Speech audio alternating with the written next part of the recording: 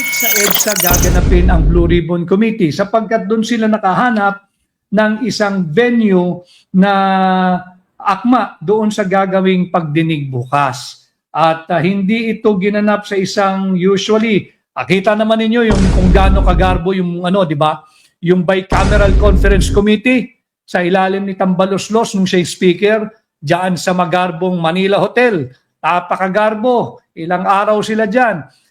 Hindi natin kailangan ng kagarbuhan sa paghahanap ng pananagutan at katotohanan. Ito lang at ang tingin ko, ito lang ang reasonable siguro ang halaga ng venue yan, kaya dyan sila tutungo. At yan ay open to the public. Magandang umaga po sa inyong lahat, Luzon, Visayas at Mindanao. Ganap na pong 10:08 in the morning. At tayo po ay nasa araw na ng June 15, kinsenas na po, June 15, 2026 at ngayon nga po ay 10:08 ng umaga. Magandang umaga sa lahat ng Pilipino sa Luzon, sa Visayas at lalong-lalo na sa mga nagdarahop na mga kababayan natin diyan sa Mindanao, bunsod ng pinsalang inihatid ng napakalakas na lindol. Ganon din magandang umaga, magandang araw sa lahat ng Pilipino, saan man po kayong panig ng mundo, ang ating mga ginagalang, kinikilala, pinagpipitagan ng mga overseas Filipino workers, kaakibat ng mamamayang Pilipino dahil sa pinapadala ninyong mga remittances. Ganon din at magandang araw sa palaki ng palaki, higit na dumarami na miyembro ng ating Team Replay. At ngayon maaga tayo sapagkat bukas ay may pagdinig na naman ang ating pamagat, The Legitimate Blue Ribbon. Ako ay medyo na late ng kaunti ngayong umaga because I'm preparing to go to my appointments today. Subalit ang dami simula nung ating rinipost yung anunsyo na magaganap po uli ang pagdinig ng Legitimate Blue Ribbon Committee hearing bukas. At marami sa ating mga kababayan ang nakaantabay, mag-aantabay bukas. Yan muna ang ating pag-usapan dahil maagang magaganap yan bukas, alas 10. Huwag nating sabayan atin itong pakatutukan. At muli maraming salamat sa lahat ng ating mga kasama sa Facebook. Patuloy po kayong mag-comment, mag-like, mag-react, mag-share. Importante po yun at higit sa lahat mag-follow. Ganon din ang ating munting lambing sa mga nakasama natin sa YouTube. Sana ay patuloy kayong mag-comment, mag-react, mag-like, mag-share at higit sa lahat ay mag-subscribe sa ating YouTube page. Maraming salamat sa mga nauna. Si @Darly, maraming salamat. Si @Brian and Stewie. Brian and Stewie, attorney, nakakapanlu muna talaga. Nakakapanlu muna talaga, subalit wag po tayong susuko. Isa lang ang bansa natin. Isa lang ang lahi natin, lahing Pilipino. Wag tayong titiklop, wag tayong yuyuko sa mga nagsasamantala. Hindi po mahihina ang Pilipino. Wag tayong papayag, wag natin isusuko. Higit sa lahat, ang ating demokrasya at ang ating kalayaan o kung ano pa ang natitira sa kalayaang iyan. At Maziken Linsyoko from Hong Kong, maraming salamat sa pagsubaybay. Kay Warren Lamis, si @Ken Garage TV. @Ken Garage TV, dami tayo ngayong kasama mula sa Hong Kong. Si @Nilda from Hong Kong din. At nandiyan din si @Marjorie Combista. Good morning din sa iyo at mabuhay ka rin. At si @Gigi Damoledugay. Tama ba? @Gigi Damoldugay. Si Rita Santos, kasama din natin. Siyempre, yung ating mga kababayan from USA, specifically from Maryland. Si Criselda Paclob ng Maryland, USA. Si Bridget Laksamana, maraming salamat po yung mga taga Hong Kong nating kababayan. You have been very, very supportive of your page, of our page, of my page. At maraming salamat kagaya ni Bridget Laksamana Rios from Hong Kong. At andito rin si Jocelyn Nakajima, si Jane Sumkad Fognay, watching from down under. Attorney, maraming salamat. At si Angela Torres, good morning, Attorney Vic, watching from Kuwait. Speaking of Kuwait, nakakatuwa yung balitang sumalubong sa ating lahat kaninang umaga na malapit nang magpipirmahan na daw ang ng truce o kapayapaan. Sana ito'y permanente ng kapayapaan sa gitnang silangan sa pagitan ng Iran at Estados Unidos. Sana yan ay matapos na at ito naman ay isang malaking bagay sa lahat ng mga kagaya natin na net importing country ng halos lahat na ng produkto, lalo na yung produktong petrolyo. Ang update po dyan ay kinumpirma na ng US at ang Tehran ang kanilang peace deal. Nagkaroon na ng peace deal sa pagitan ng Estados Unidos at bansang Iran at kagyat ng pinabubukas ang Strait of Hormuz.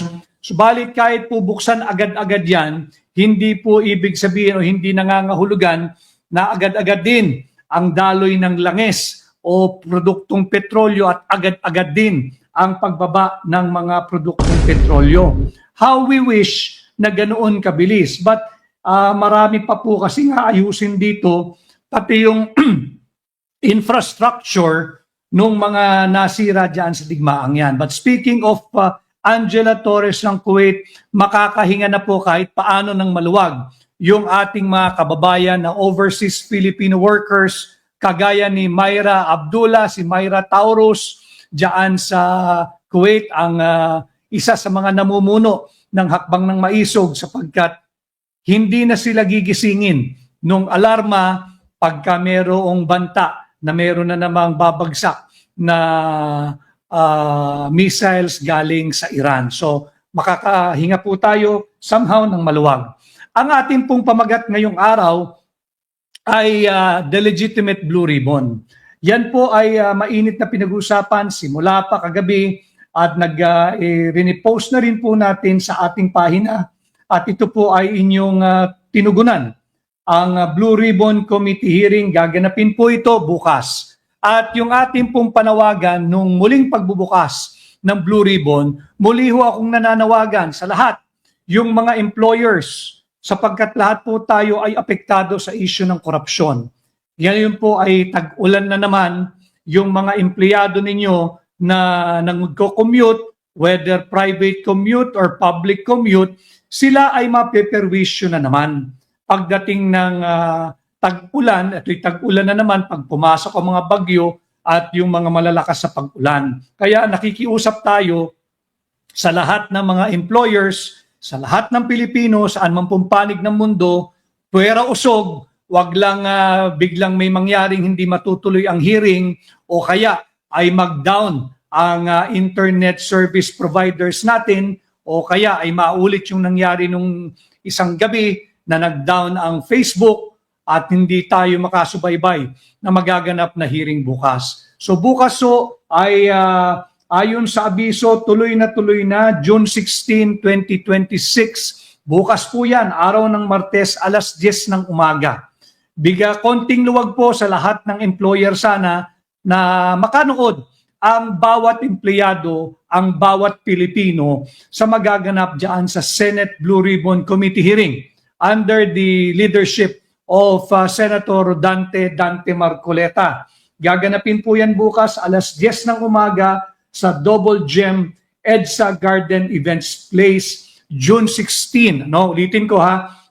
Yung malalapit po dyan sa lugar o yung may panahon po, magpakita po kayo ng suporta dito sa magaganap na pagtutuloy ng legitimate Blue Ribbon Committee hearing na pamumunuan ng Subcommittee Chairman Head Senator Dante Marcoleta. Bukas po yan, June 16, 2026, Double Gem EDSA Garden Events Place, alas 10 ng umaga. Open po yan sa publiko. Magpakita po kayo ng suporta dito sa magaganap na hearing. Ang abiso ay nandun pa rin yung 18 dating mga sundalo, ex-Marines and ex-Army officers. Hindi natin pwede kasing sundin yung abiso nung sandatahang lakas na huwag gamitin yung description na ex-Marines. Bakit?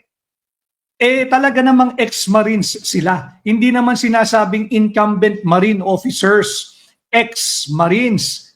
Walang masama yun sapagkat yun ay pag-describe o description nung background nung 16 doon sa 18 at yung 2 ay ex-enlisted personnel ng Philippine Army. Suportahan po natin at meron pa raw karagdagan na 14 at I was told na yung 14 ay higit ang sasabihin doon sa sinasabi na ng 18. Bukod sa i-corroborate o patutunayan ng 14, yung na-anunsyo na o naging testimonya na nung 18 sa legitimate Blue Ribbon Committee hearing, ang tabayanan po nating lahat, hindi ko rin alam kung anong linalaman o lalamanin ng magiging testimonya or at affidavit nung karagdagang 18 dating sundalo o may kasalukuyang sundalo, hindi ho natin alam May lalabas na 14 pa. Kaya mahalaga yung gagawing pagdinig bukas ni Senador Dante Marcoleta ng kanyang legitimate Blue Ribbon Committee hearing. Bakit meron tayong kolatilyang legitimate sa Blue Ribbon? Sapagkat mayroong nagpapanggap na siya raw ang chairman ng Blue Ribbon. Hindi naman katanggap-tanggap yun at wag din tayong magpapabudol sapagkat illegal yung kanilang assumption dahil nga hanggang sa ngayon ay hindi pa rin sila nakakabuo ng totoong mayorya. Napag-usapan na natin dati yan, ang mayorya ng 24 na senador para maghalal ka ng panibagong Senate President ay 13. 1/2 plus 1. Hindi maaring 12. Kanya nga, yung ating huling pagla-live, hindi ba? Ang description natin, yung mga senators fake win. Hanggat hindi nila nabubuo yung 13 senador para sabihin sila na ang mayorya, they will continue to enjoy that description that they are senators fake win. Merong nag-aastang gusto maging presiding officer ng impeachment court. Pero, ito naman ang grabe rito. Gustong maging Senate President. Pag Senate President ka, ikaw ang presiding officer ng Senado. At pagka ang Senado ay nag-convene as an impeachment court, you cannot avoid that duty na ikaw ang magpre-preside sa impeachment court. Ano ang ginawa? Nagpasa itong questionable, claiming to be the new majority led by Senator Faquin Gatchalian, na sinasabi niya na sila raw ay may mayorya. Wala ngang mayorya hanggat walang 13. Ngayon, kung meron na kayong mayorya, kanya merong usap-usapan din na nagpapatawag o magpapatawag ng special session ang Malacanang, baka meron na ngang 13. Ulitin ko, kung sila'y makakabuo ng 13, wala rin tayong pwede ng i-question sa kanila sapagkat ganun talaga sila na ang magiging totoong mayorya, yung legitimate majority. But until then, hindi may iwasan na sila'y pagtawanan ng publiko at sapagkat kitang-kita naman na nagpipilit na sila yung maging mayorya kahit kulang sa bilang. Sabi ni Rica Lida, mukha na babaliktad na rin si Senator Villanueva.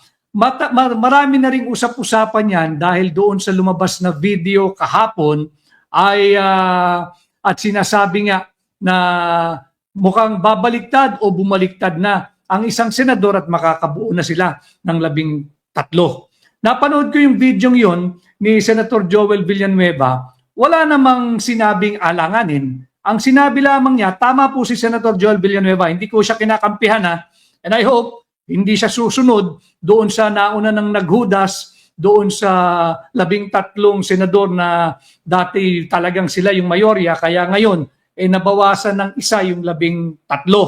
Subalit hindi pa rin enough yung numero nung grupo ni Senador Sherwin Gatchalian na nababansagan tuloy Senator Faye Quinn at yung isang nag-aastang chairman daw siya ng Blue Ribbon Committee. Kaya tinatawag ding Senator Faye Quinn Tulfo. So dalawang Senator Faye Quinn. Isang Senator Faye Quinn Gatchalian at si Senator Faye Quinn Tulfo. Subalit, ulitin ko, lagyan natin ng tamang konteksto.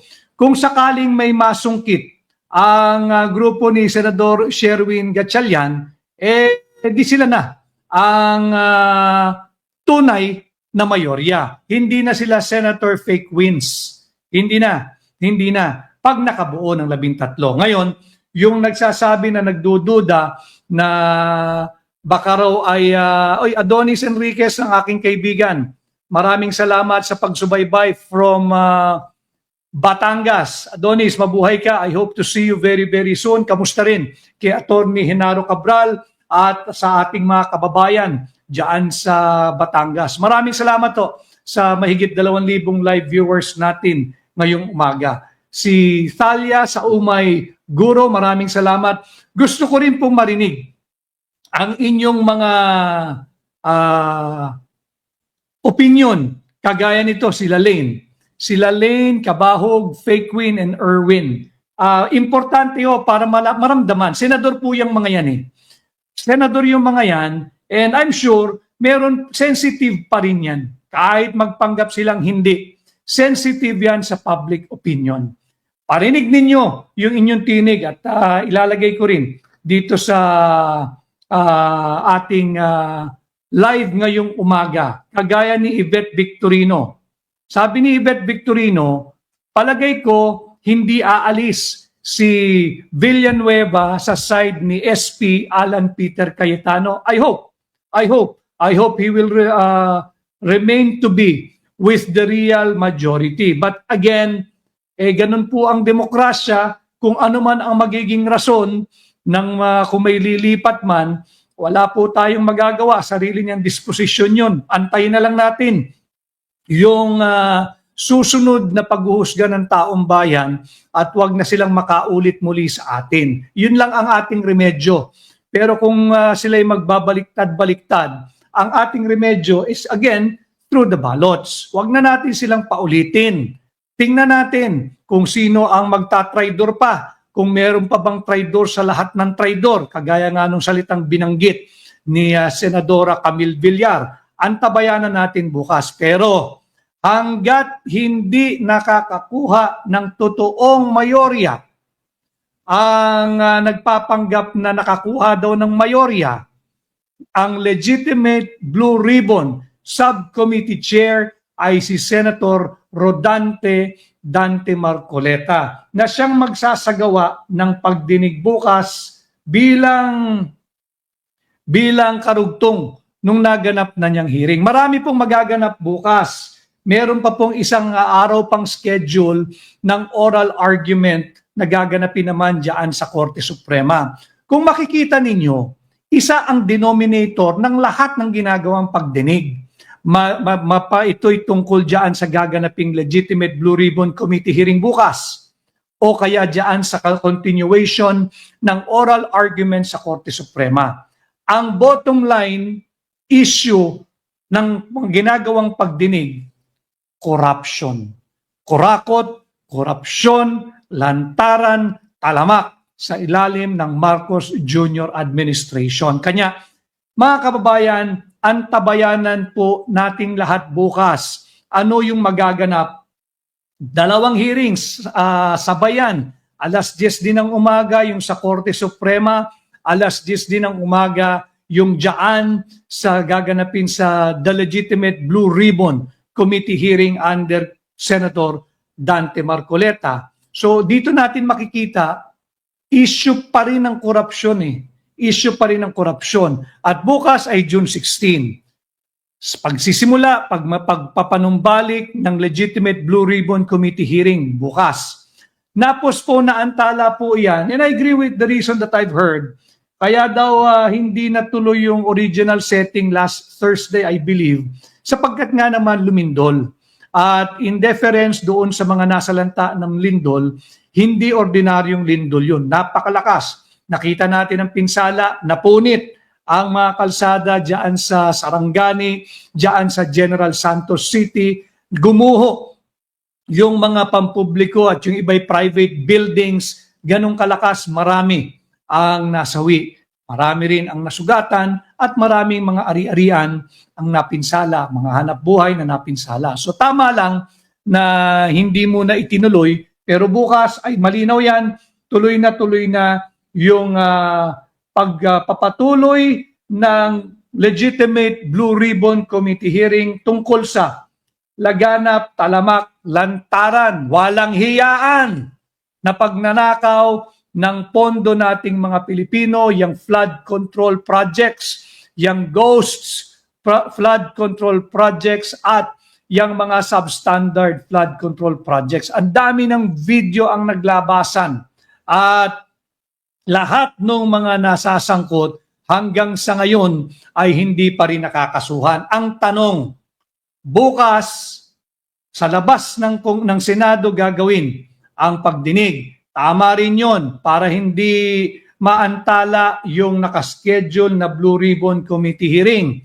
Sapagkat yung Senado ho, basta't nandoon yung mayorya, yung totoong mayorya, merong totoong quorum, nandoon yung subcommittee chairman ng Blue Ribbon, doon po ang gaganapin ang hearing sa Double Gem EDSA Garden Events Place, alas 10 ng umaga. Ulitin ko ha, panawagan doon sa mga malalapit sa lugar o yung may panahon, magpakita po kayo ng suporta para hindi maharas, hindi harangin, hindi takutin, hindi bulabugin, hindi guluhin yung gagawing pagdinig. Ano po yung maaring maganap this week? Meron din pong meron daw bibisita sa bansang Russia ngayong June 17, beginning June 17, para doon sa gagawin na event dyan sa Russia. Kukunin ko lang para eksakto tayo. Ngayon pong June 17 yan eh. June 17, ang event pong dadaluhan ay for the ASEAN-Russia Commemorative. Ano po yung ASEAN-Russia Commemorative Summit? Ito po ay from June 17 to 18. Kita ninyo ha, talagang asyong aksaya eh. Talagang he is painting the town red.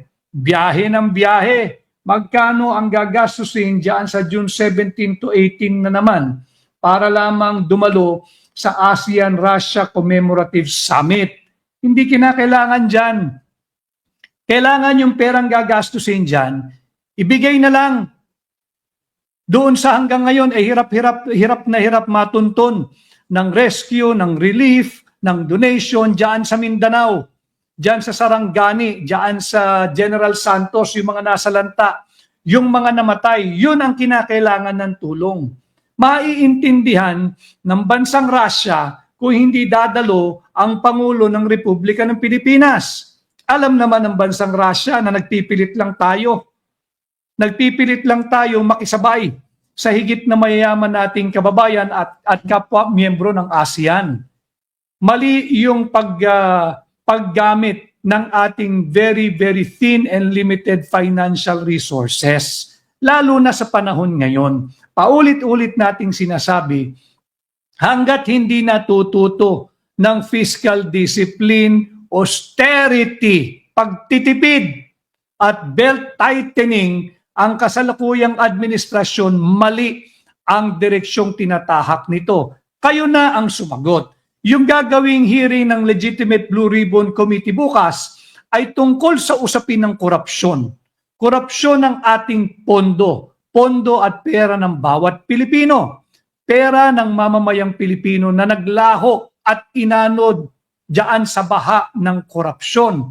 Yung ghost flood control projects, yung substandard flood control projects, yan ang iimbestigahan pa rin ng legitimate Blue Ribbon. Pag nagpunta ka naman at antabayanan ninyo ang gagawing final setting for the oral argument diyan naman sa Korte Suprema bukas, tungkol pa rin sa korupsyon yan. Yung maling paglipat-lipat ng pondo from program to unprogram and program to program, yan ang ugat ng korupsyon, pati yung Motor Vehicle Users Fund. Yan, pag-uusapan din yan at napag-usapan na sa pang-apat na hearing na I think yung gaganapin na oral argument schedule bukas. At doon makikita nyo kung nasusubaybayan ninyo, hirap na hirap ang Solicitor General na ipagtanggol yung napakahirap na posisyon ng Estado o ng pamahalaan. Dahil nga ang issue doon ay corruption. And then, nakuha pang gumastos at mag-aksaya ng pera from June 17 to 18.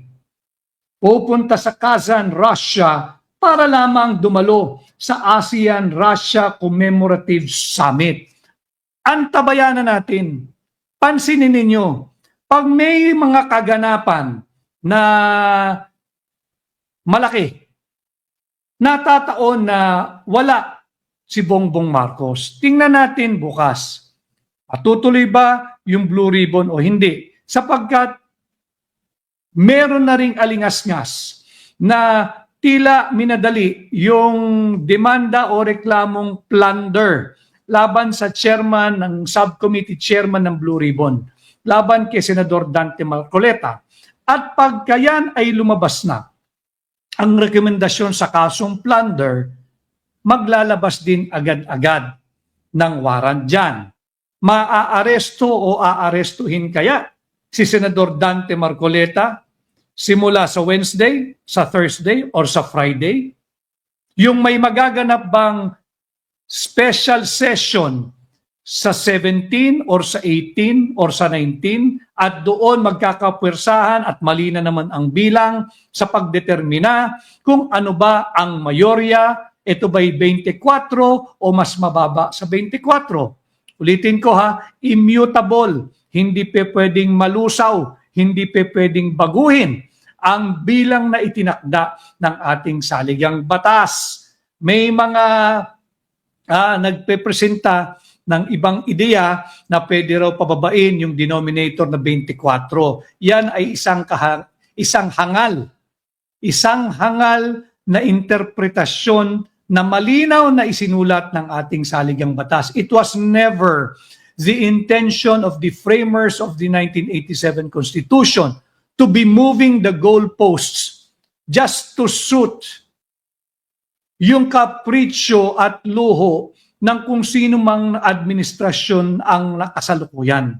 Hindi yan ang layunin ng mga naglimbag ng ating saligang batas. The denominator remains to be 24 until and unless there is a legitimate and constitutional amendment or revision of our Constitution. Hanggat wala pa, yung 1987 Constitution malinaw. 24 denominator, ang hindi mababago yan. Pagbibilang ka ng mayorya para magtalaga ng bagong Senate President, 1/2 + 1. Ibig sabihin, yung kalahati, 12 + 1, 13. Yan ang tamang bilang. Higit sa lahat, importante rin si Amur. Amur Bendalo ang mga magnanakaw. Tama yun, Bendalo ay yung mga kasama natin. Si Mia Poche from Tokyo, happy Monday to you and I hope you will have a very productive and blessed week ahead of you, Mia. And HNM, ang ating HMPY South Korea. Mabuhay kayo. Ano raw po yung HMPY? Yung HNM, hakbang ng maisog. Ano raw po yung HMPY South Korea? Yung HMPY was coined by our friends there in hakbang ng maisog sa South Korea, ibig sabihin po niyan ay hindi mo pera yan. Ganyan kagalit ang ating mga kababayan diyan sa South Korea sa ginagawang pandurobo ng mga nasa pamahalaan ngayon. So, antabayan na natin yung mga malalaking kaganapan, yung Blue Ribbon hearing bukas, at lalabas ba yung resolusyon ng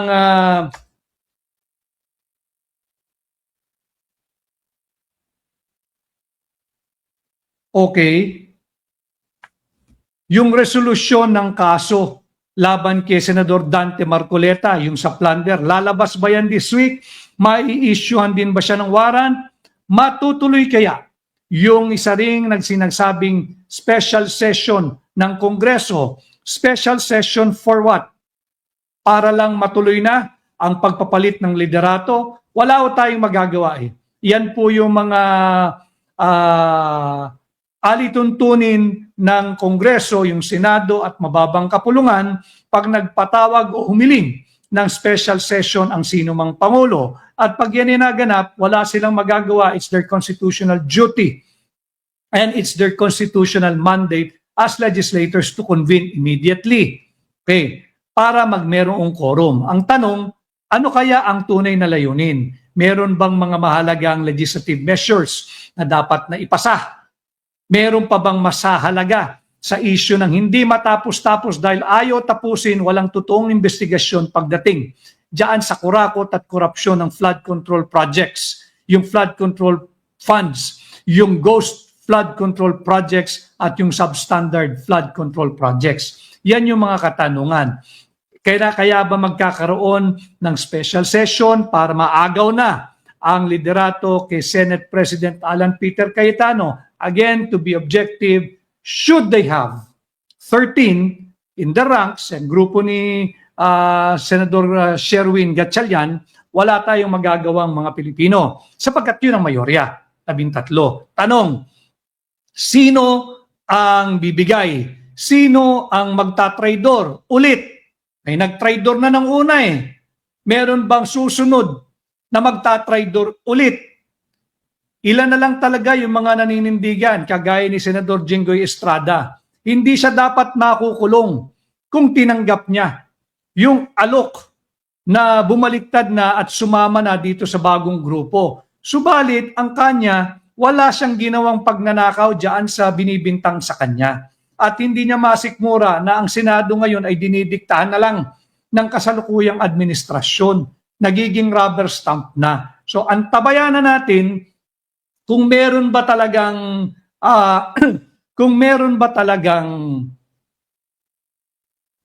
babaliktad pa. Maganda itong tanong ni JD Natanawan.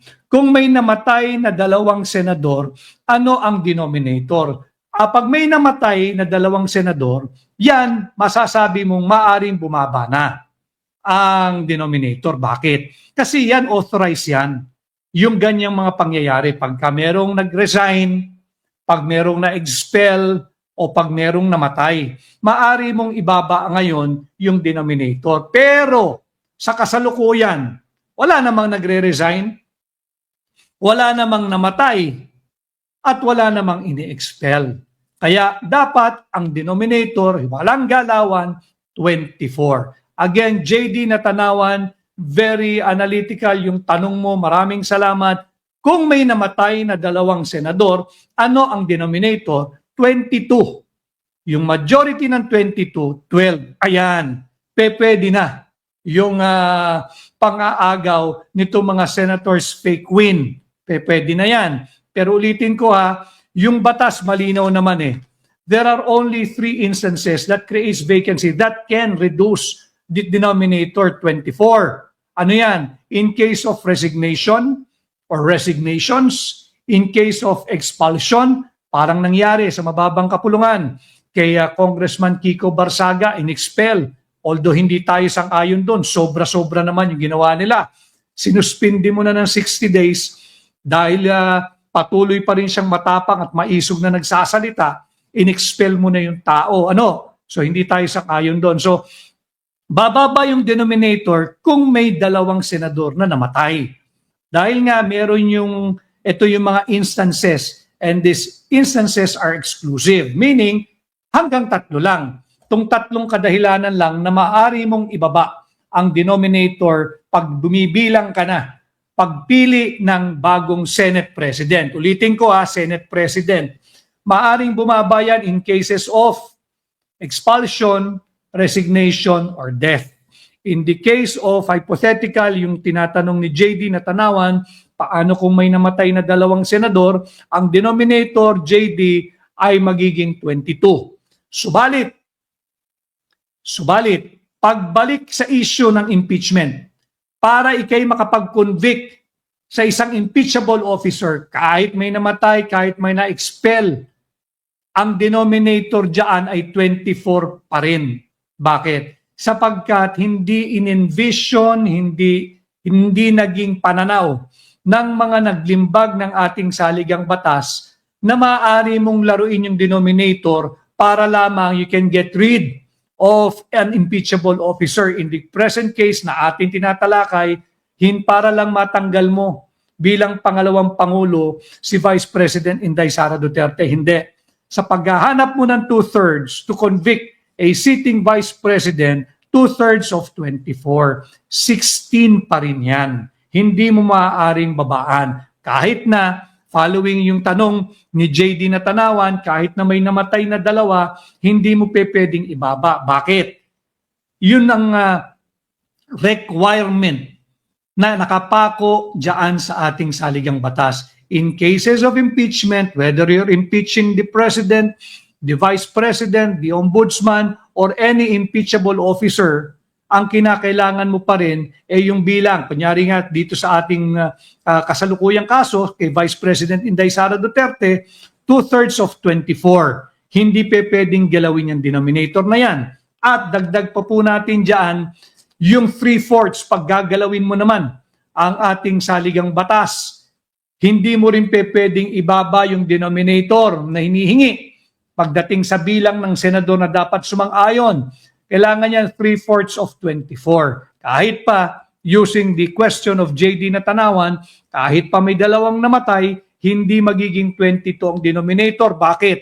Kung hindi, mapapaglaruan ang ating saligang batas. Ang mangyayari lang dyan, kasuha mo ng plunder ang lahat ng oposisyon dyan sa Senado para bumaba ang denominator. That was not the intention of the framers of the 1987 Constitution. Hindi yan noon, hindi yan ngayon, at hindi yan maaari.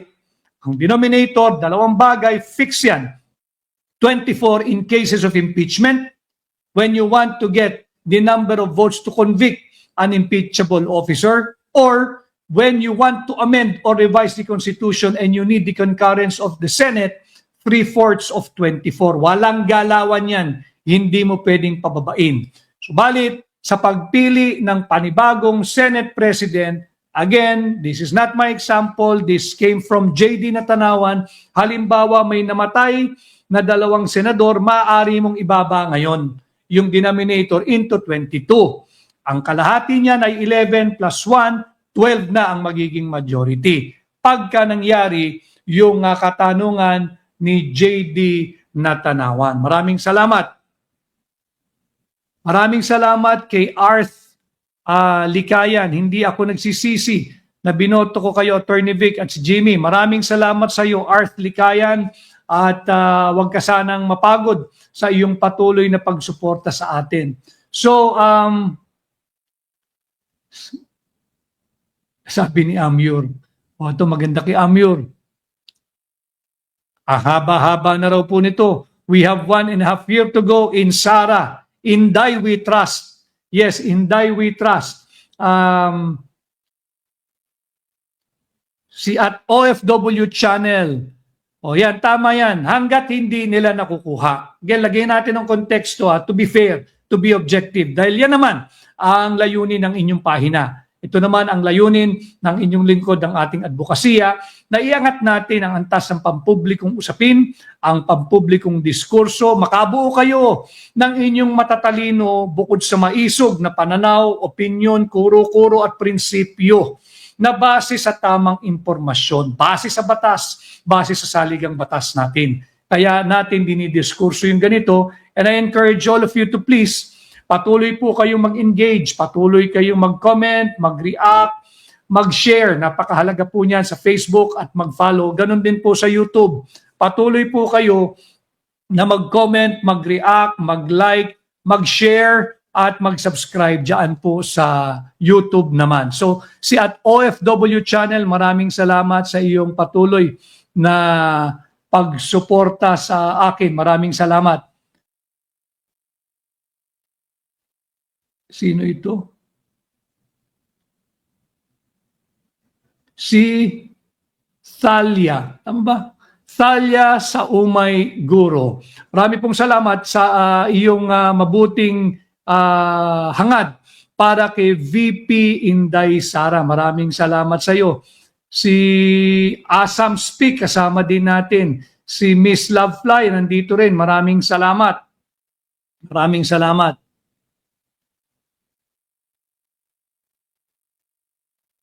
Si Maya Olaso, hindi ko yung pangalan niya, si Maya Olaso Verhagen. Yan ang kanyang pangalan. Maraming salamat sa iyong pag-subaybay. So, antabayanan po natin lahat. Ano yung magaganap diyan sa Legitimate Blue Ribbon Committee hearing bukas? Napakahalaga po niyan. Tayo'y nananawagan sa lahat ng Pilipino. At nakita ko ho that you have responded during the initial hearing of the subcommittee chaired by Subcommittee Chairman Dante Marcoleta ng Blue Ribbon. Napakaraming tumugon, napakaraming sumabaybay, pinag-usapan, dumagundong. Siyempre, si mainstream media, bulag, pipi at bingi. Except for a few. Nakita naman ninyo dito sa aking pahina, ginamit natin ang video ni Miss Jessica Soho. Kinover niya yan at marami rin ang nanood sa kanyang video. So antabayanan natin bukas ang mga employers, konting luwag, at sisikapin natin na ma-restream dito sa aking pahina live bukas yung gagawing Legitimate Blue Ribbon Committee hearing. Antabayanan natin sapagkat kinakailangan talagang may managot. Hindi mo pwedeng kasuhan lang ng basta-basta yung mga naghahanap ng pananagutan dito sa trilyong pisong pagnanakaw na sinakripisyo talaga pati buhay ng ating mga kababayan. Huwag ninyong kalilimutan. Maraming namatay dito, maraming nalunod, maraming ari-ariang napinsala, maraming nawala ng pag-asa, maraming nawala ng hanap buhay. At wala naman silang nakuhang compensation of any kind from the government, except yung mayat-maya magkakanong ayuda. Hindi kailangan ng Pilipino ang ayuda. Ang kailangan natin trabaho, ang kailangan natin negosyo, ang kailangan natin oportunidad, ang kinakailangan natin makahawak tayo ng pag-asa. Hindi pwede yung ayuda, hindi tayo mabubuhay dyan. Kakarampot na pera lamang yan, hindi yan sasapat ng pambayad ninyo ng kuryente, ng tubig, ng internet, araw-araw na pagkain sa inyong hapagkainan. Hindi yan tutugon. At hindi natin dapat kalimutan ang issue at usapin ng korupsyon. Huwag tayong papayag, huwag tayong magpapabudol. Ito si At Fear Not. Sabi na ni At Fear Not, if we do not act now, the worst part won't be the corruption we ignored. It will be the consequences we cannot escape. Don't allow your supposed to be public servants to continue to commit plunder. Maraming salamat At Fear Not for your point of view. Malinaw yung sinabi niya. Hindi natin dapat kalimutan itong usapin ng corruption. Masyadong malaki at mahabang panahon nating pagbabayaran ito. Maawa kayo, kung may mga anak kayo, maawa tayo sa ating mga anak. Kung wala naman na, o wala kayong anak, maawa kayo sa inyong sarili. Maawa kayo sa ating mga kabataan. Sila magbabayad sa trilyon-trilyong pisong pagkakautang na inutang hindi para tayo'y umunlad bilang bansa, bilang isang lahing Pilipino, kung hindi para ibulsa ng mga mandarambong sa kasalukuyang administrasyon. Huwag kayong papayag. Josephine Pastrano from Zamboanga del Norte, maraming salamat. Si Ron Roda, may tanong siya, bakit sa EDSA gaganapin ang Blue Ribbon Committee? Sapagkat doon sila nakahanap ng isang venue na akma doon sa gagawing pagdinig bukas. At hindi ito ginanap sa isang usually, kita naman ninyo yung kung gaano kagarbo yung di ba? Yung bicameral conference committee sa ilalim ni Tambaloslos nung siya speaker diyan sa magarbong Manila Hotel. Napakagarbo, ilang araw sila diyan. Hindi natin kailangan ng kagarbuhan sa paghahanap ng pananagutan at katotohanan. Ito lang ang tingin ko, ito lang ang reasonable siguro ang halaga ng venue yan, kaya diyan sila tutungo. At yan ay open to the public. Yan talagang Yvette Victorino, talagang pinapasok nila ang aking pahina. Pero welcome tayo dyan. Welcome na welcome hindi tayo apektado sa mga troll na yan. Why? Because ang troll ay hindi nag-iisip. Wala, tumitipak lang yan doon sa kanilang computer or sa laptop o sa kanilang cellphone. That's it. Meron yan, may template yan. Ito sabihin mo, magpapalit-palit lang ng pangalan. Walang isip yan, walang puso yan, walang damdamin yan, walang diwa yan. Kaya hindi tayo apektado dito sa mga troll na yan. Ang importante, magkakasama tayo at ay June Gonzales, maraming salamat at mabuhay ka rin. June Gonzales. Yung mga troll, yan lang naman ang kakayahan yan. I cannot and I do not and I will not argue with yung capacity ng pag-iisip ay 1 watt lamang. Napaka-prul ng pag-iisip niyan. Sayang ang panahon natin dyan.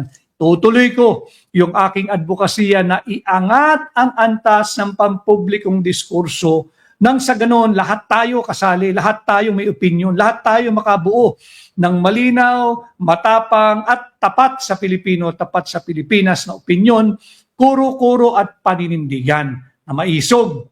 Diba? Tapos lahat tayo kasali nang hindi na tayo basta-basta mabudol muli. Sabi ni Lori Capisos, pwede bang gawin ang Blue Ribbon Committee outside the Senate building? Yes. Ang Blue Ribbon Committee hearing ay maaring gawin sa labas ng Senate building. Bigyan ko po kayo ng isang klarong halimbawa, yung konkreto.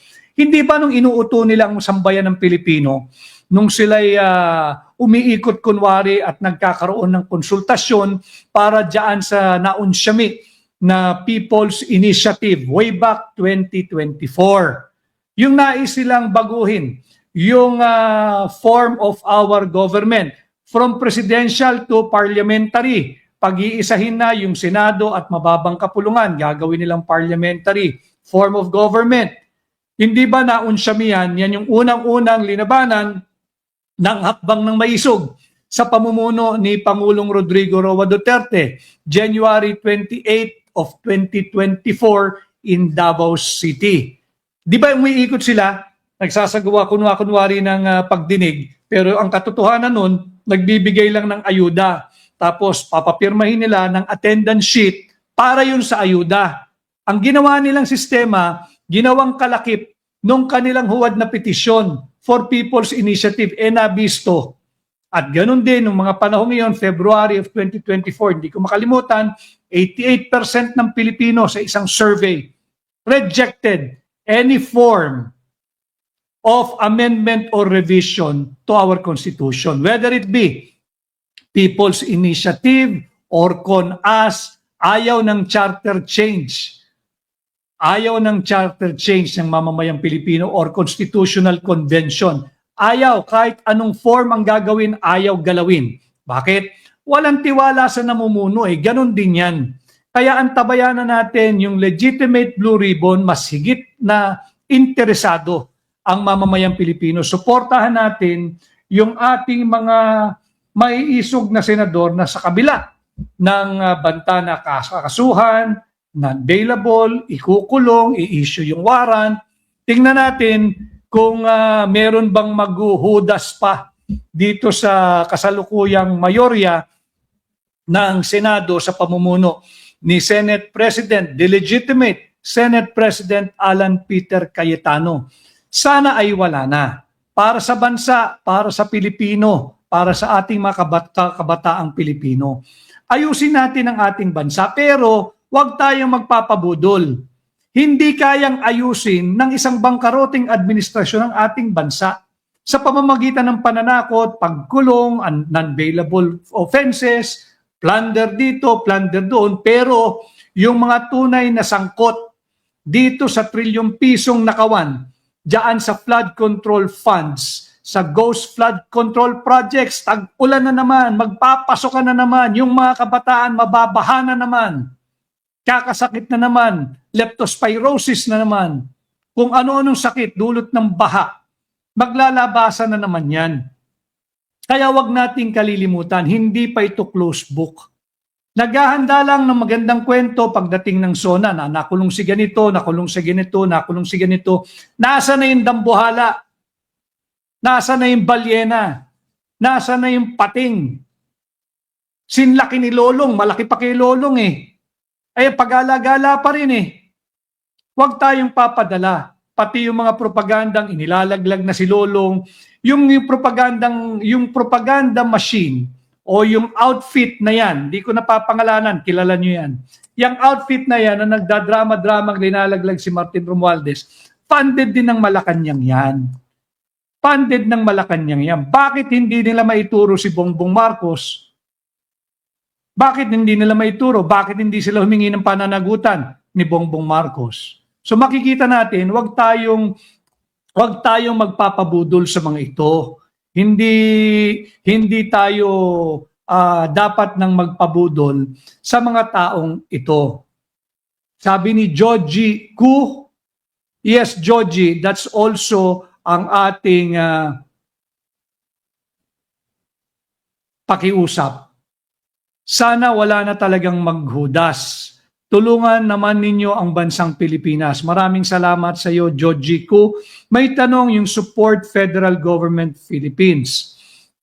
Yung kay Ben Dalo na Blue Ribbon, legit ba yun, Attorney Vic, o bogus? Bogus yun, malinaw. Malinaw.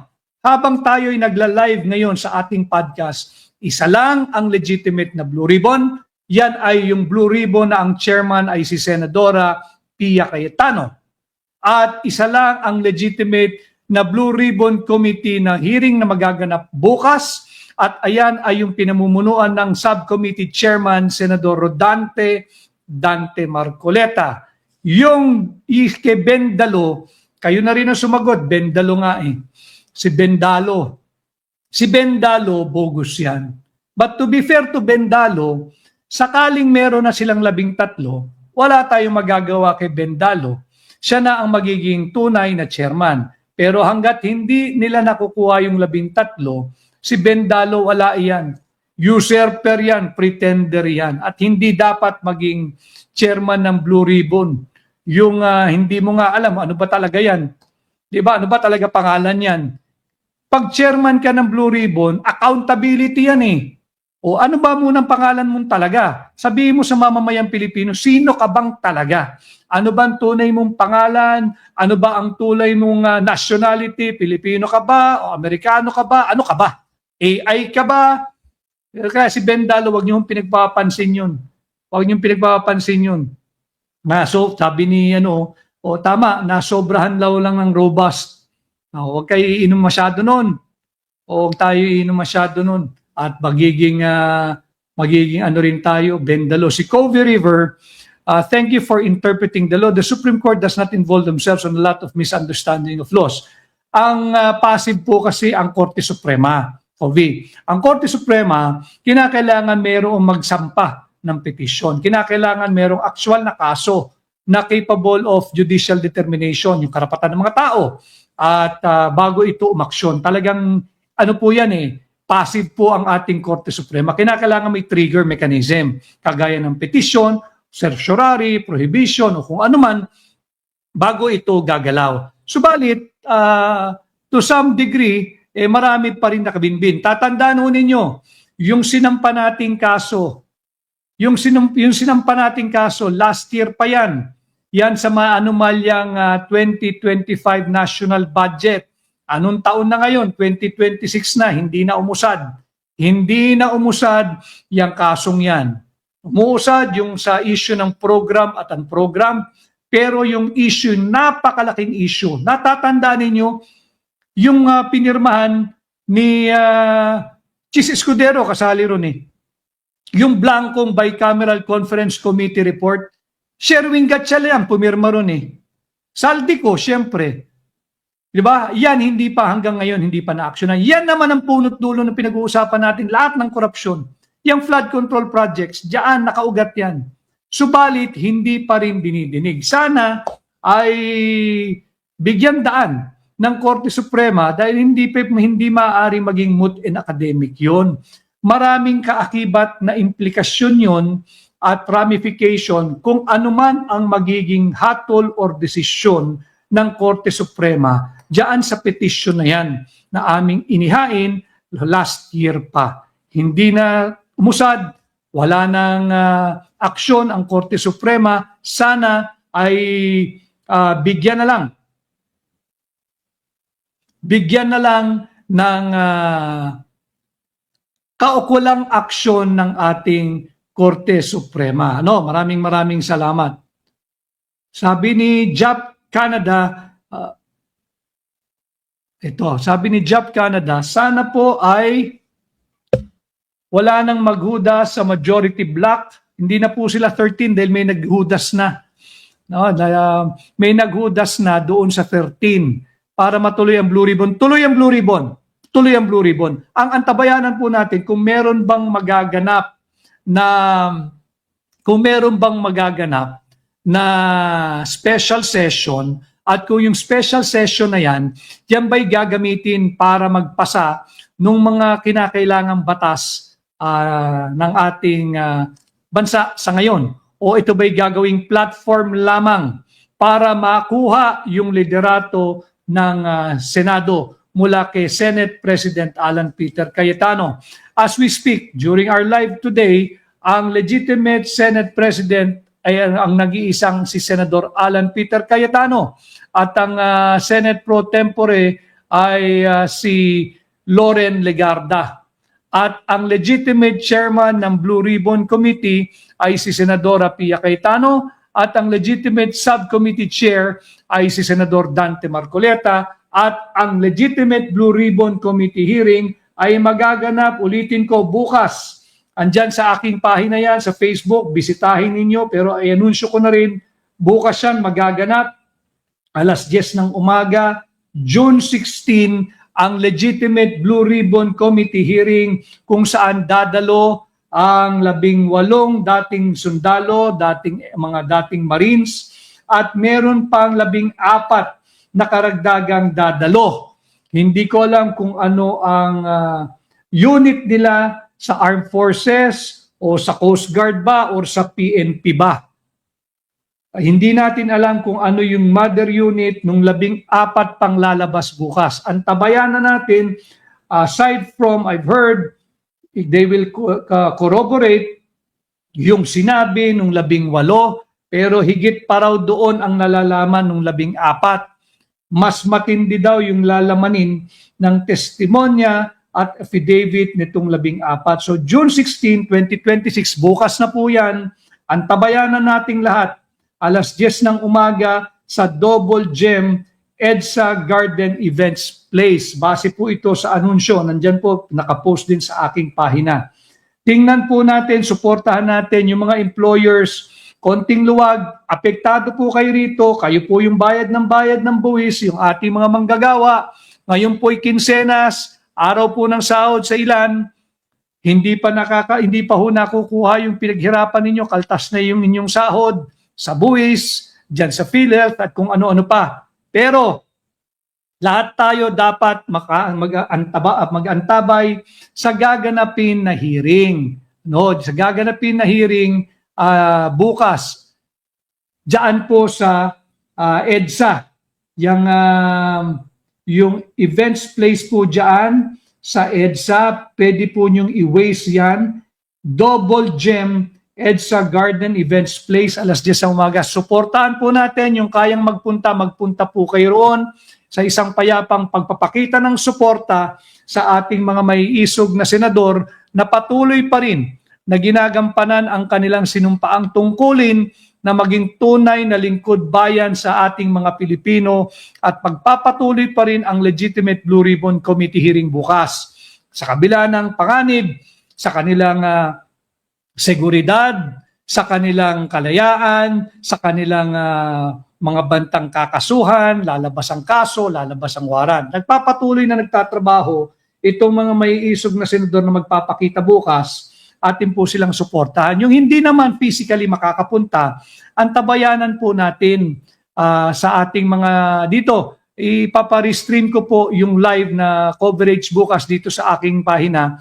Hopefully, hindi po biglang mawalan ng kuryente o biglang mawalan ng service ang mga internet service provider o bumagsak bigla ang Facebook. Hopefully hindi. Para subaybayan nating lahat, mangilan-ngilan na lang sa mainstream media ang magpapalabas niyan. Yung unang hearing, maraming salamat sa isang kagaya ng Miss Jessica Soho, inilabas niya. To be fair to Miss Jessica Soho, ginamit pa nga natin yung kanyang live yung kanyang recorded na pag-cover nung hearing. Meron lang po ito basahin lang po natin at Atienza L. Sir Vic, just be independent. I've always been independent. True-blooded DDS will never vote for you. Just saying po, reality check po. God bless you po. Wala naman akong ilusyon na ginagawa ko yung aking advokasya para tayo ay gustuhin ng kung sino man. Ito ay pahina ninyo para sa Pilipino, anuman ang political orientation, leaning, or belief ninyo. Whether you believe me or not, that's your call. I have always been independent and I will always want to maintain my independence. Otherwise, di magiging parang Judas na rin tayo dyan kung susunod lang tayo sa mga party lines. Sa lango ang aking partido, yan ay ang Republika ng Pilipinas. At ang aking mga kapartido, kayo, mamamayang Pilipino, walang iba. So I hope, thank you for your comment at Yenza L. Si Juanito Engracio, sana'y magtuloy-tuloy po ang investigasyon ng BRC. Hindi lamang excited, Juanito, talagang uhaw ang mamamayang Pilipino sa tunay na impormasyon. Uhaw ang Pilipino sa transparency. Uhaw ang Pilipino sa accountability. Salat tayo pagdating sa accountability. Yung mga dapat kasuhan, hindi pa rin nakakasuhan. No? Hindi pa rin nakakasuhan. Si Charlene Geraldizo, yan naman ang sagot ni Charlene Geraldizo. Maraming salamat, Charlene, sa iyong komento rin. Ito, yung mga nagtatanong, saan daw ba yung double gem EDSA Events Place? Pakicheck po ninyo at sabi ni @Tito_Ruel. Pakicheck ninyo, attorney sa tabi po ng MRT Ortigas Station southbound side, yung double gem EDSA Events Place. So, thank you @Tito_Ruel. Sa mga nanonood po, mahigit halos 4,000 live viewers natin dito po sa aking Magic Eye. Mas marami pa rin po, I know, yung hindi ko na po na susubaybayan dyan sa Facebook. Pakicheck po ninyo. Maraming salamat @Tito_Ruel for giving us an idea of where double gem EDSA Events Place is situated. Sabi ni @Tito_Ruel, yung venue po ng Blue Ribbon, yung legitimate Blue Ribbon Committee hearing bukas, ay dyan sa tabi ng MRT Ortigas Station southbound, yung pagawing Makati. Yan daw po ang venue, yan daw po yung site ng double gem EDSA Events Place. Sana ho ay patuloy ho tayong sumuporta, yung may kakayanan po magpunta dyan bukas. Maraming salamat. Ganon din kay @Jedi Angulo, maraming salamat ma'am sa iyong suporta sa akin. Maraming salamat.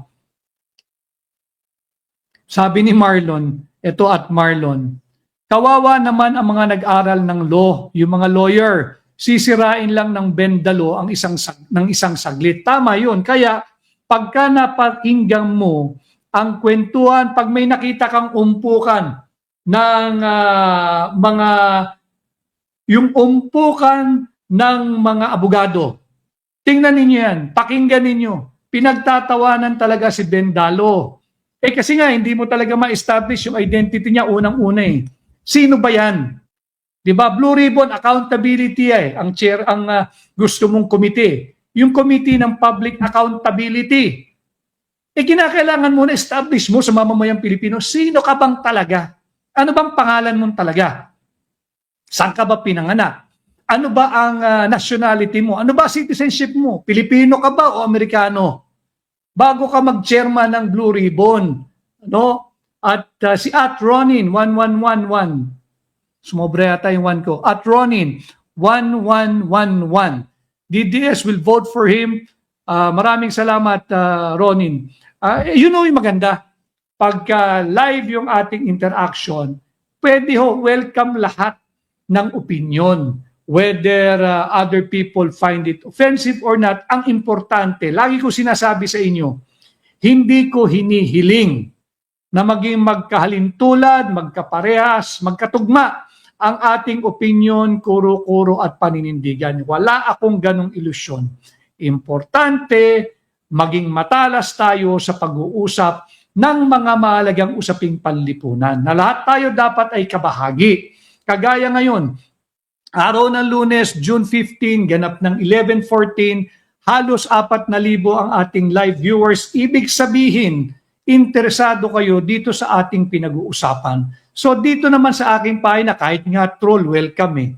Bapaya kahit troll, welcome, pero hindi para bigyan natin sila ng espasyo na para naman ay sila'y to glorify their existence, no? Hindi natin bibigay yon. At A-Team Babe, hindi ko alam kung sinabi ito ng ating kaibigang Mike Defensor. Ilalagay ko lang din dito. Defensor said that they will use a special session to arrest Robin Padilla. For what? Senator Marcoleta doon sa kasong sinasabing plunder, and Senator Joel Villanueva, and then the minority will call for a quorum to replace Cayetano. I hope this is not true. Kaya nga po maraming nagbabadyang malalaking kaganapan ang mangyayari ngayong linggo. Sisimulan po yan bukas. Yan sa Double Gem. Sabi nga ni Atito _Ruel, Double Gem EDSA Events Place kung saan gaganapin yung legitimate Blue Ribbon sa tabihan ng MRT Ortigas Station. So hindi natin alam at A-Team kung tama, kung I'm not saying hindi tama itong sinabi mo, but I cannot just validate or confirm that indeed our good friend Congressman Mike Defensor said this. But hopefully not. Maaari nilang gawin yan, pero yun nga pagdating kasi sa quorum para sa pagboto ng Senate President, para sa akin lahat yan ay 24 ang denominator. 24 ang denominator except malinaw yan pag nangyari yung tatlong exclusive conditions. Kapag ka may namatay, kapag ka may na-expel, kapag ka may nag-resign. Pero pagka hindi, 24 pa rin. Kahit arestuhin mo yung mga yan, wala naman sila doon sa tatlong kondisyon. May nag-resign ba? Iba yung arestado sa nag-resign. Iba yung arestado sa expelled. Iba yung arestado sa namatay. Magkaiba yun. Tatlo lang yung kinikilalang pamamaraan ng ating batas pagdating sa pagkakaroon ng vacancy diyan sa Senado. Kahit arestahin mo yan, hindi nangangahulugan na hindi na sila senador. Bakit? Meron silang presumption of innocence, di ba? Merong presumption of innocence yan. Hindi mo pwedeng sabihin, may kaso yan at yan ay nakakulong, yan ay hindi ibabawas mo na sa bilang. Hindi maaari yun. They will still remain as senators of the Republic. kahit yan ay ikulong mo, hanggat hindi sila convicted, meron silang presumption of innocence. At hanggat hindi napapatunayan yung kanilang culpability, sila'y mananatiling senador at ang ating denominator ay 24. Maraming salamat. Si not a troll. I hope you're not a troll. But ilalagay na rin natin. Maraming salamat. Maraming salamat din kay at Fitzgerald Nicole. Yes, wag nyo nang pansinin yun. Linagay lang natin dito, baka nagpapapansin siya, di sinagot lang din natin. Pero wag nyo nang pansinin yun. Focus tayo sa bigger issues kagaya ng magaganap na legitimate hearing bukas ng ating legitimate Blue Ribbon.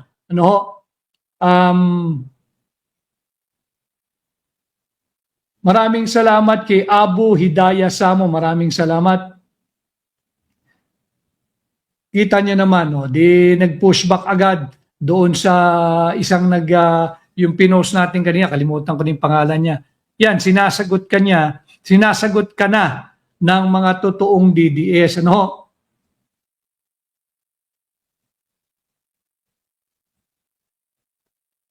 Sabi nung isa, merong nag-comment dito, di sabihin mo kay bakit hindi mo i-message ang third floor studio mismo at si Binibining Maharlika.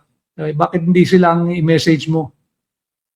Hindi ka bibigyan ng espasyo dito yung comment na yun.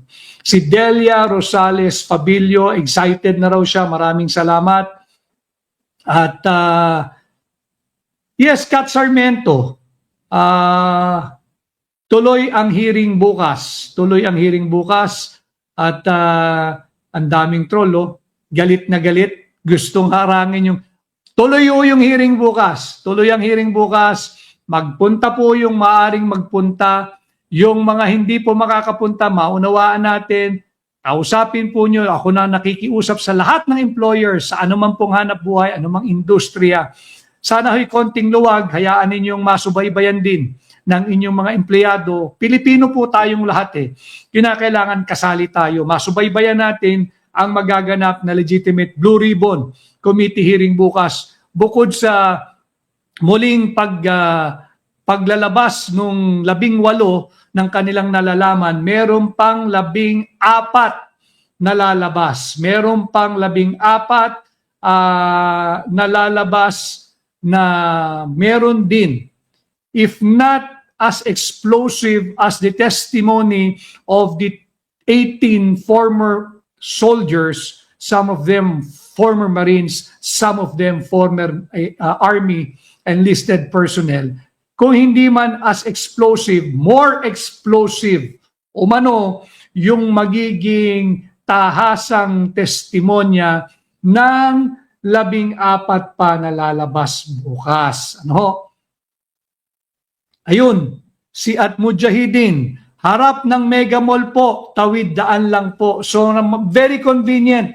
Now we understand bakit dyan ang venue. Bukod sa para hindi iharas ng mga nagpapanggap na mayorya, marami po ang lagusan ng mga commuters. Katabi pala siya ng MRT Ortigas Station southbound. At sabi ni At Mujahidin, harap siya ng Mega Mall. Tatawid lang po. So iyan ay napaka-accessible ng venue na gaganapin ng hearing bukas.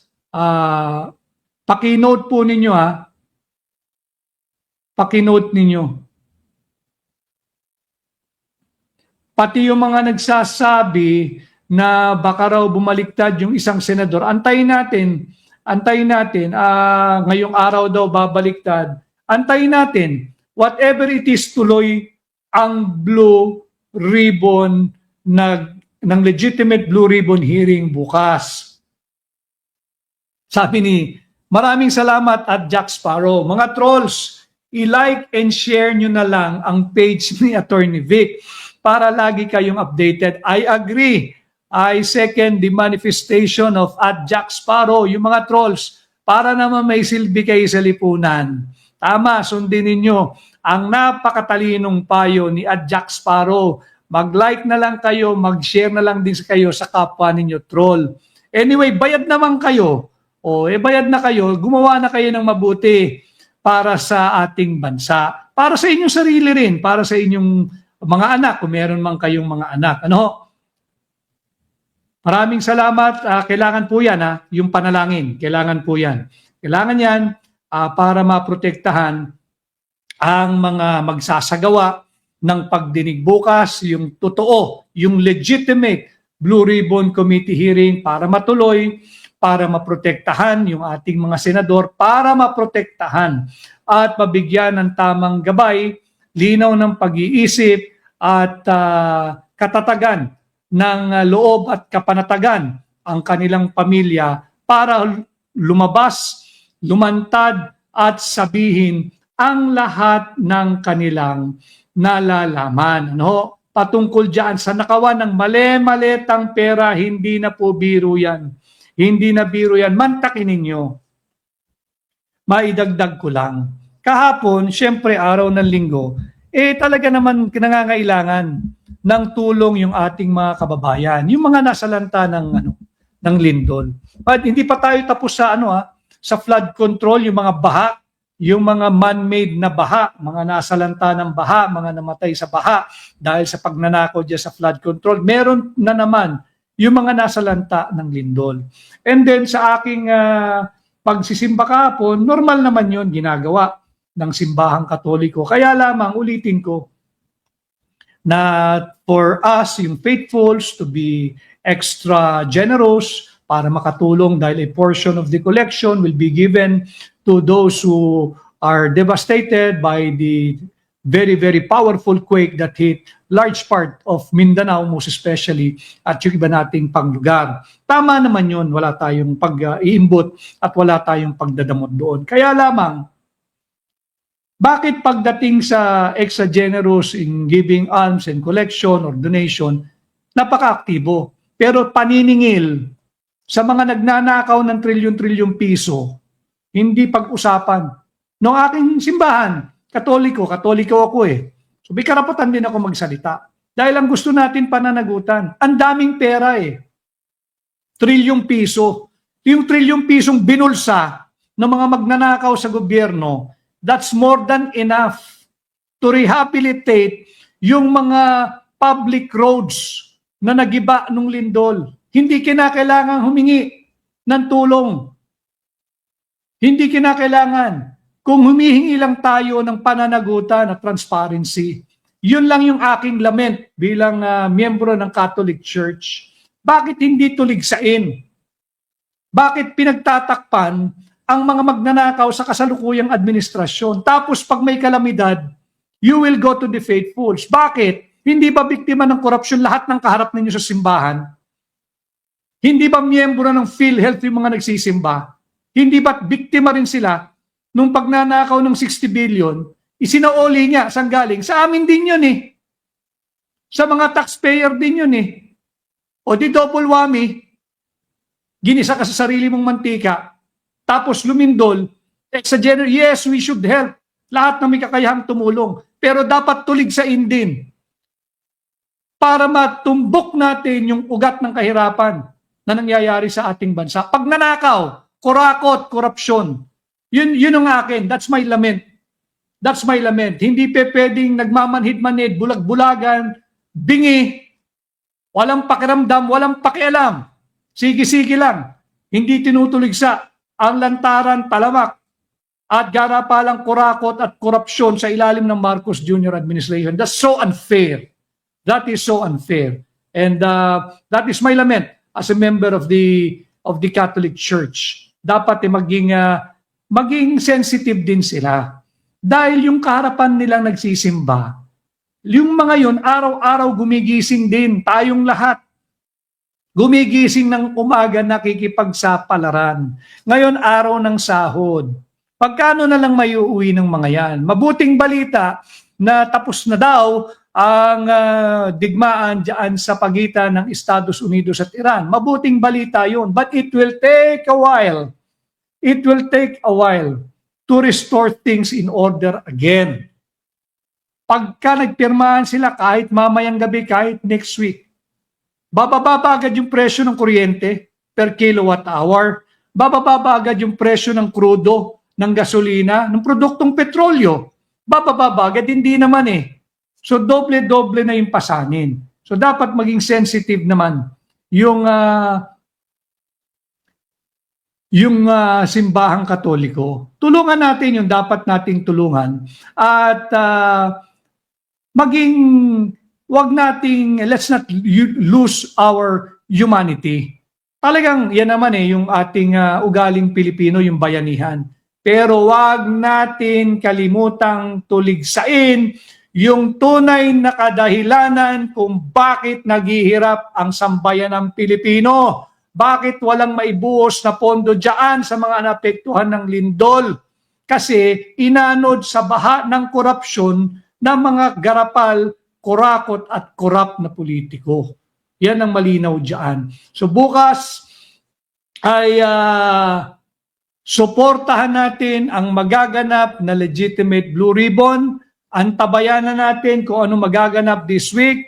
May mga nagsasabing may maghuhudas na naman na senador, may nagsasabing may mga senador na aarestuhin, ating antabayanan.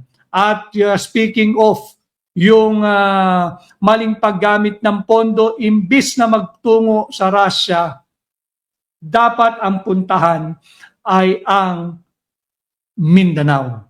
Tulungan na lang ang mga tao roon. Kahit hindi na rin siya magpunta roon, yung gagastusin pa, biyahe dyan sa Russia, mauunawaan ng gobyerno ng Russia, mauunawaan ng Pangulo ng Russia kung hindi darating ang Pangulo ng Pilipinas. Alam naman ng buong mundo na hindi naman tayo mayamang bansa at lahat ng kada sentimo dapat talaga ginagastos natin sa tama. Hindi yung biyahe na naman.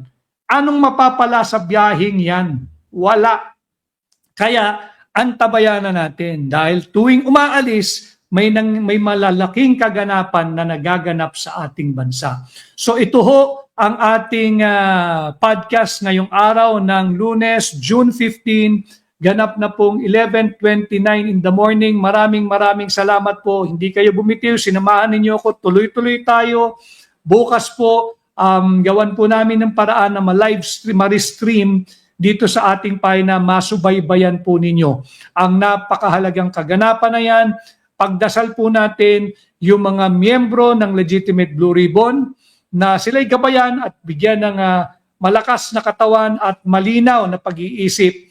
Ganon din yung mga magpa-participate, yung 18 na dating mga sundalo, ex-Marines, ex-Army, meron pang 14 na lalabas. Pagdasal natin yung venue, maging safe at yung may mga kakayahang magpunta physically to be present, suportahan po natin sila. Yung hindi naman, sana ho'y subaybayan ninyo ang mga kaganapan bukas. Maraming salamat sa inyong lahat. Patuloy po yung aking munting hiling.